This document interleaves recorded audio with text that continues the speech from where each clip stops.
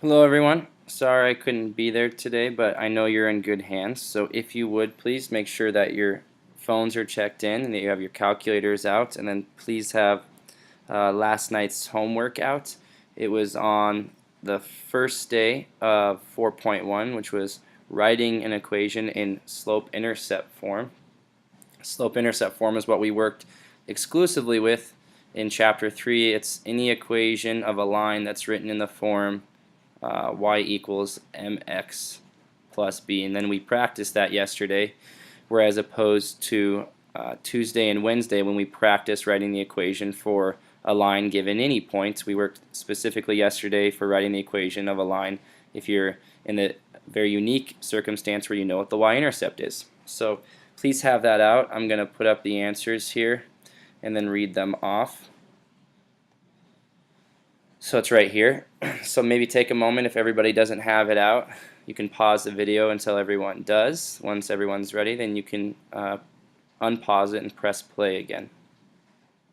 So pause the video now if we need to. Okay, here we go.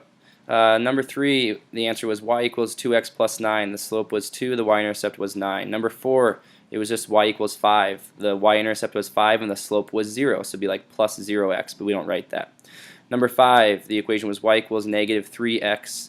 The slope was negative 3 and the y-intercept was 0. We could say plus 0, but we don't. We just say negative 3x. Number 8, y equals negative 3/4 x minus 6.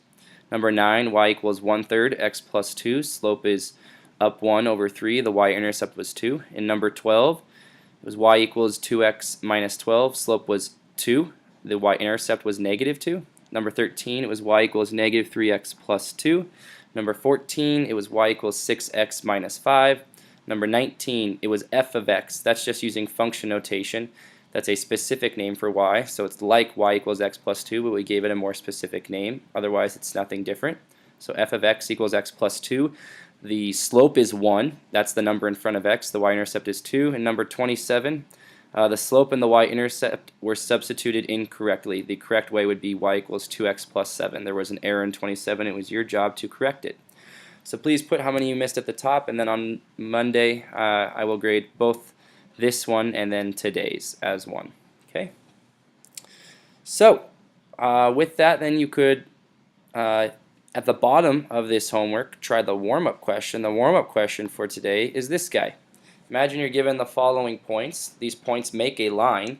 If you plot them, you'll see that. I want you to write the equation for the line that would go through the points in the table. There's a variety of lines that you could write.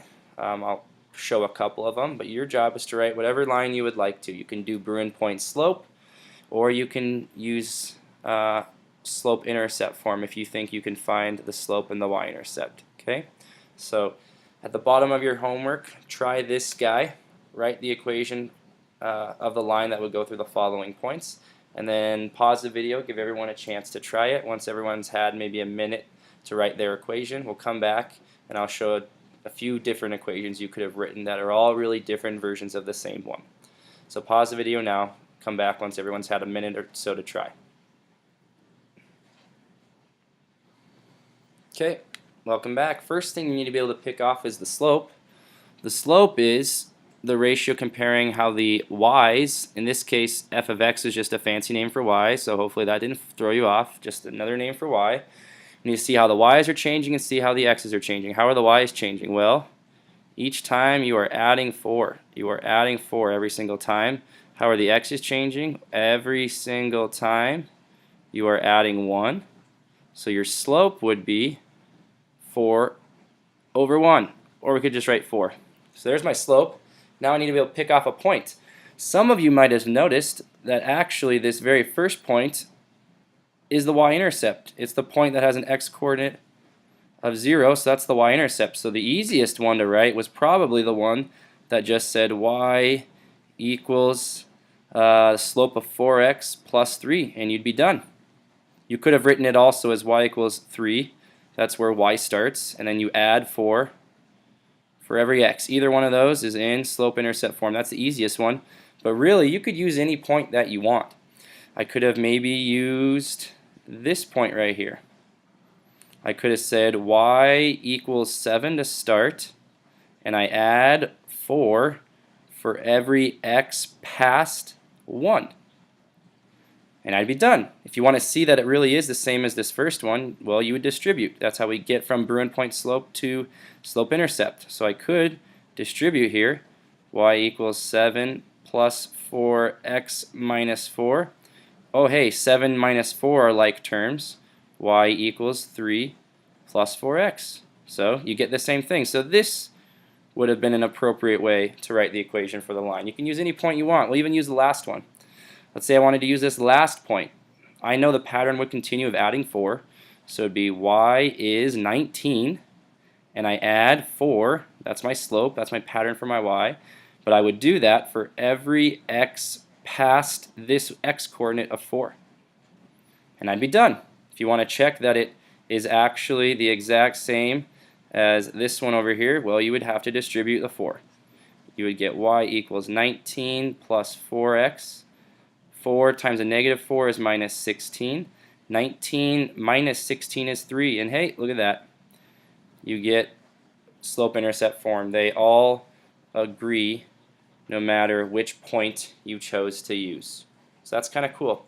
Doesn't matter which one you use. If you want to use slope-intercept, or if you want to use point-slope, Bruin point-slope form and simplify, or just leave it in Bruin point-slope form. That communicates the point exactly as well. So there we go. Kind of connecting everything we've done the last 4 days and even into chapter 3. If you would please now have your packets out, the note packets for today. It should be something called like 4.1 day 2, something about writing equations of lines in slope-intercept form. We're going to do a couple reviews of application questions with slope-intercept form. So we're going to look at some applications of slope-intercept form. So we're going to look exclusively at the form y equals mx plus b. Or if you want to, you could write it as y equals b plus mx. Doesn't matter which way you write it.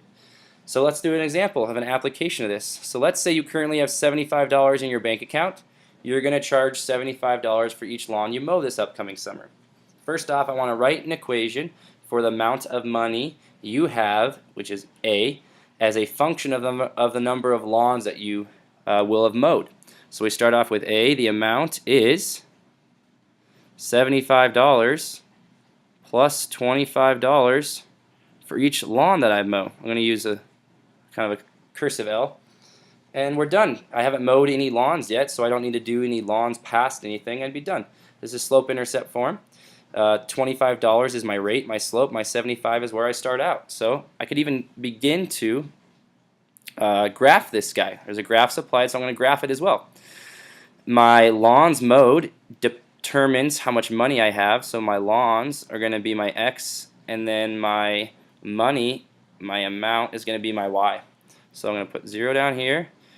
And then let's do something like I could do 1 lawn or 2 lawn or 3 or 4 or 5, and then I get $25 for each lawn I mow. So let's go off by 25s here. 25 and then 50 and 75 and 100 and 125 and 150 and 175 and 200, all the way up to, it looks like my graph will fit all the way up to 250. Okay, let's plot some points. If I've done 0 lawns mowed, that's my y-intercept. That's this guy right here. That's my b. I am right there at 75. If I mow 1 lawn, I will have an extra $25. I'll go up $25 over 1. That's my slope. I have $100. If I mow an extra lawn, I would have it up $25 over 1.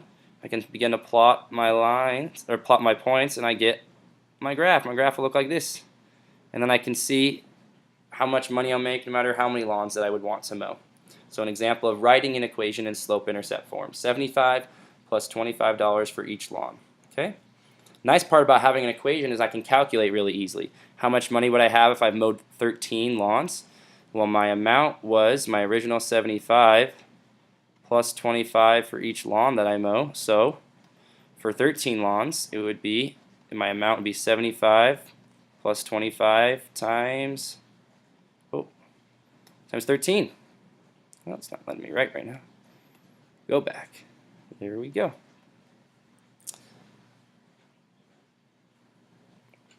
It's 75 plus 25 times 13, so you'd grab your calculator real quick.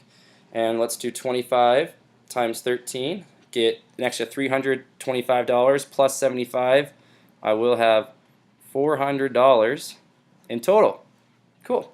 But that's not really what people do. What people really do is they set a goal and then they ask how many lawns would I have to mow in order to meet that goal. So let's say you just got your driver's license, you want to buy a new car. Well, a new car to you.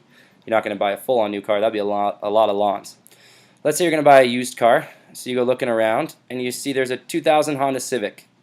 So how many lawns would you have to mow to buy a 2000 Honda Civic? Well, your first question would be, how much does a 2000 Honda Civic cost? So we're going to look it up. I looked it up on Kelley Blue Book, and it looks like it's $1,973. So I'm going to put that in for my amount. $1,973 is how much I have to mow. I want that to be equal to the 75 I already have, plus $25 for each lawn. I'm going to solve. How do I solve? Well, simplify same side solve from back in chapters 2 and 1. Subtract 75, get my number terms to the same side. So I need to do 1973 minus 75 will be 1898. Now my number terms are on the same side, equals $25 for each lawn. Now I need to do 1898 divided by 25. Need to solve. So divide both sides by 25. When I do so, I find I need to mow 75.9 lawns. Well, I can't do 0.9 of a lawn, so I'll have to do 76 lawns in total in order to save up for a car that's about $2,000. So then you could start to break out how many lawns would I have to do each week, how many lawns would I have to do each day, and calculate if that seems plausible over a 2.5-month summer break.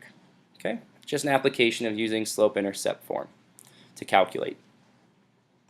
What I'd like you to try now is a very similar situation. So on the whiteboards, here's the situation. Recording studio charges an initial fee of $50 to record an album, plus an additional $35 for each hour of recording time. That first $50 is like a contact fee. They won't talk to you unless you pay that initial fee, and then they charge you $35 for each hour of recording time. So the first thing I want you to do is write an equation that gives how much it would cost in order to record for X hours or H hours, however you want to define it, and then use your equation to find how much it would cost to be in there for 10 hours. And the last thing is, what if you had a budget of $500? How many hours could you afford to record? So on the whiteboards, I want you to try a similar situation, calculating costs for a certain setup. So on the whiteboards, pause the video now, maybe give everybody about 2 minutes to try this one. We'll come back and go over it. Okay, let's set it up. I want to write an equation for my cost. So my cost is going to be equal to the $50, that's my initial fee, that's like my y-intercept, plus $35 for each hour, so I'm going to call it h. If you wanted to use y and x, you could do y equals 50 plus 35x, but if you do that, make sure you label what y and x are. You need to say something like y equals cost in dollars, x equals number of hours. So you got to be clear if you make up your own variables that aren't very explicit from the situation. So there's my equation. For 10 hours, my cost would be $50 plus 35 times 10, which is going to be 50 plus 350, so that will be $400. So I know just based on that I better be able to record for at least 10 hours with a $500 budget, because a $400 budget got me exactly 10 hours. So with a $500 budget, that I'm going to put in for my cost and solve for h. So 500 equals 50 plus 35h. Subtract the $50 initial fee. That means I have $450 then to spend on recording hours. Doing same side there, subtract my 50, and then divide by 35. I take 450, divide it by 35 on the calculator, I get about 12.9 if I round it to the nearest tenth. 12.9 hours equals h, but I can't do 13. If I did 13 hours, I would be over my $500 budget because I could only do exactly 12.9. So actually, I could only do 12 hours and be under my $500 budget. If I did 13, I'd be over it. So I'll do 12 hours and have a little bit, be a little bit under budget. Okay, there we go. Last one that I want you to be able to try is do the backward question. If you were given an equation, could we maybe write a situation that could be modeled by that equation? So can you do backwards? How creative can you be in kind of coming up with your own situation? So I want to describe a real world situation that could be modeled by the following function: y equals 4x plus 9. So maybe my situation, so I need something that grows by 4 and starts off at 9. What if I did something like a classic car, like a vintage car, is purchased for $9,000. That's its initial value. And then over the years, it increases in value by $4,000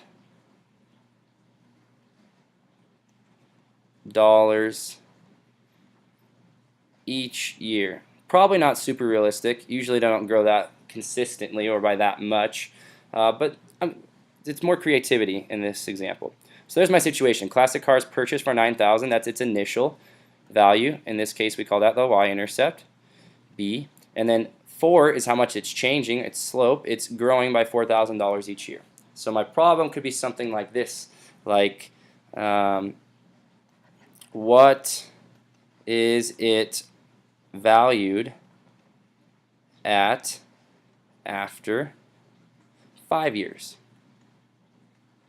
So after 5 years, x was my years, its value, y, would be 4 times 5 plus 9.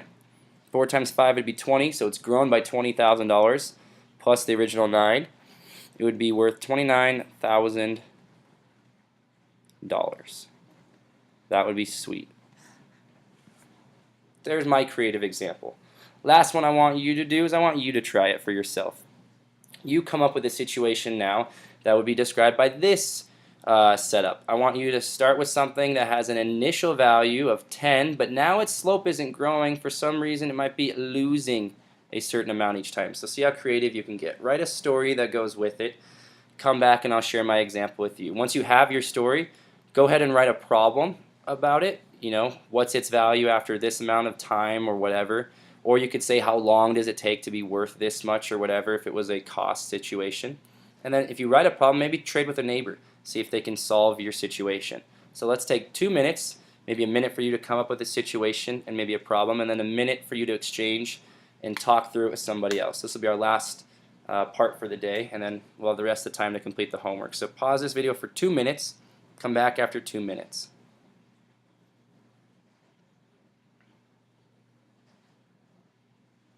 Okay, welcome back. Hopefully you were able to get somewhat creative on this. A situation I might say, let's say something like you drink a cup of coffee in the morning, and when you drink the cup of coffee, there are now 10 milligrams or something of caffeine in your body. So that's the initial value. You drink a cup of coffee, and now there are 10 milligrams of caffeine in your body to start. But what happens to caffeine is your body absorbs it. So that's why you are losing the amount of caffeine in your body. So your body absorbs, which means that you are losing it. Your body absorbs 3 milligrams each hour. Question might be, how much is in your body after 2 hours? So after 2 hours, it'd be negative 3 times 2 plus 10.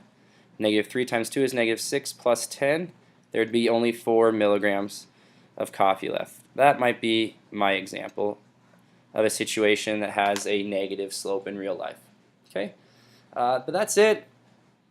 We are then on 4.1 day 2 for our homework. It is a worksheet, so that'll be passed out to you. If you want to, you can leave this last part up. I'm going to leave the answers for the worksheet up here so you can check it as you go through. It'll be your job, though, to show your work as you go through the worksheet. It's very similar to the situations we were doing yesterday where you have to write the equation for the situation, the slope and the y-intercept, based on different information that is given to you. And then it looks like this last one has some type of story very similar to what we were just working on 2 seconds ago. So if you want to, you can pause the video and leave this part up there so that you can check your answers as you work. Otherwise then, thank you for your attention.